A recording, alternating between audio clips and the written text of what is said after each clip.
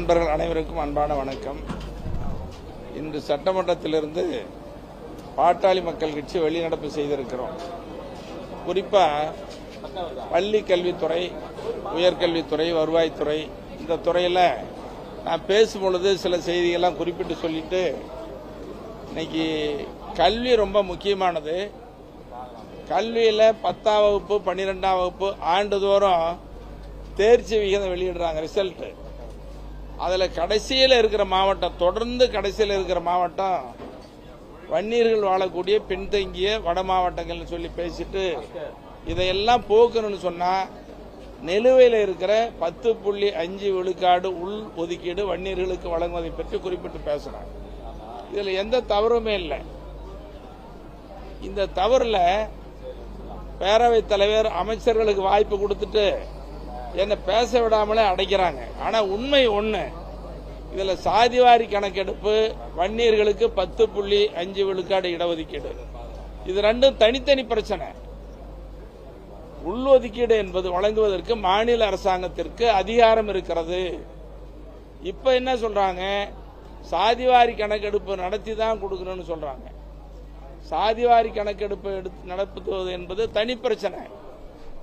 உள்ஒதுக்கீடு இடஒதுக்கீடு வழங்குவது என்பது தனி பிரச்சனை.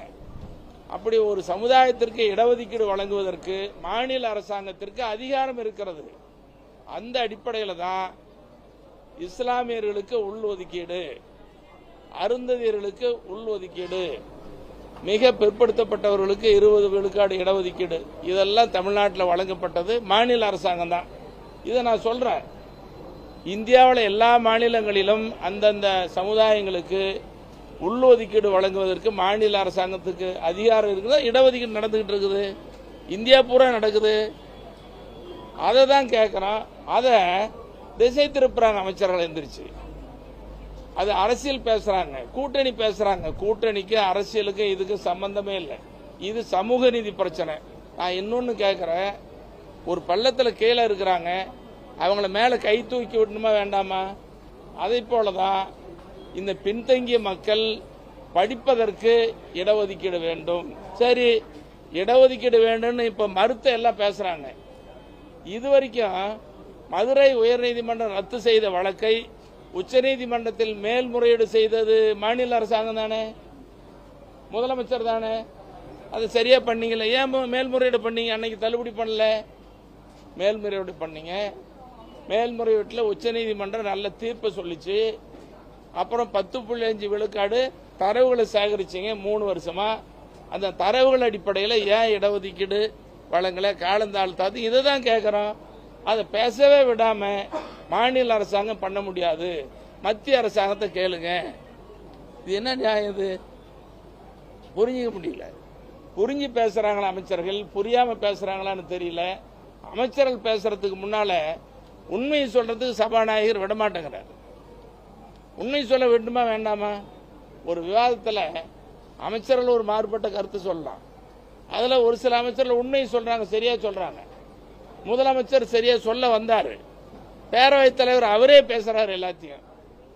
இதை பேசாதீங்க, நீ மத்திய அரசு கேளுங்க, கூட்டணியில மத்திய அரசுல இருக்கிறீங்க கேளுங்கிறாங்க. மத்திய அரசு கேட்கறது தனி. உள்ஒதுக்கீடு வழங்குவதற்கு மாநில அரசாங்கத்திற்கு அதிகாரம் இருக்கிறது. அந்த அடிப்படையில் தான் இதுவரைக்கும் காலங்காலமாக உள்ஒதுக்கீடு வழங்கப்பட்டு வருகிறது. முத்தமிழறிஞர் கலைஞர் இருந்த காலத்தில் மிக பிற்படுத்தப்பட்டவர்களுக்கு உள் ஒதுக்கீடு 20 விழுக்காடு பிசியிலிருந்து பிரித்து கொடுத்தாங்க. அருந்ததியர்களுக்கான இடஒதுக்கீடு, இஸ்லாமியர்களுக்கான இடஒதுக்கீடு யார் கொடுத்தது? மாநில அரசாங்கம் தானே. அப்ப இதெல்லாம் கேட்கலையா?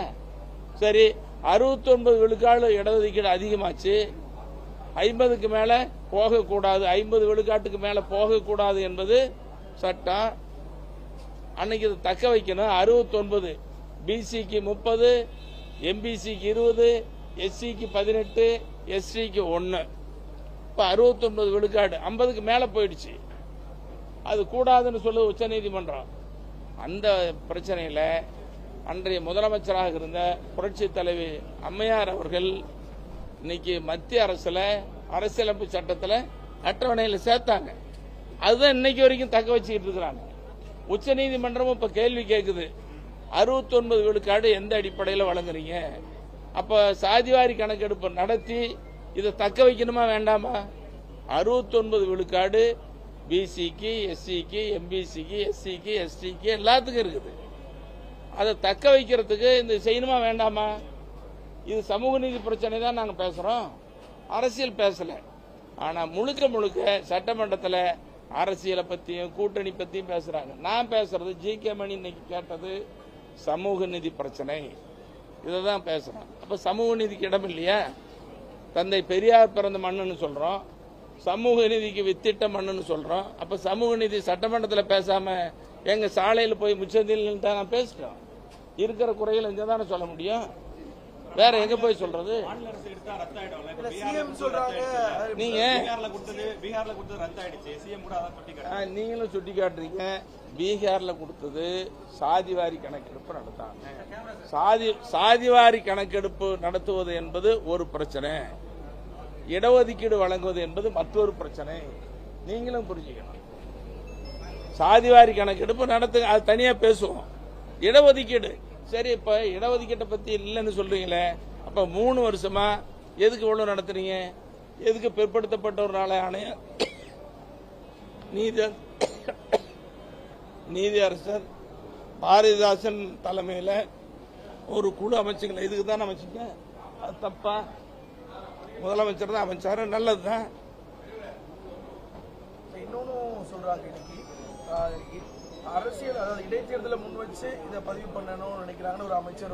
சரி, இன்னைக்கு இடைத்தேர்தல் வந்துருச்சு பேசுறேன். இதுக்கு முன்னால பேசுனேன், நான் போன கூட்டத்தொடரில் பேசுனேன், தொடர்ந்து பேசுனேன். முதலமைச்சர் 50 முறை பேச பார்த்தனே. என் மருத்துவர் ஐயா வந்து முதலமைச்சரை பார்த்தாரு, எங்க மருத்துவர் அன்புமணி வந்து பேசினாரு. அன்னைக்கு அரசியல் இல்லையா? அன்னைக்கு இடைத்தேர்தல் இல்லையே?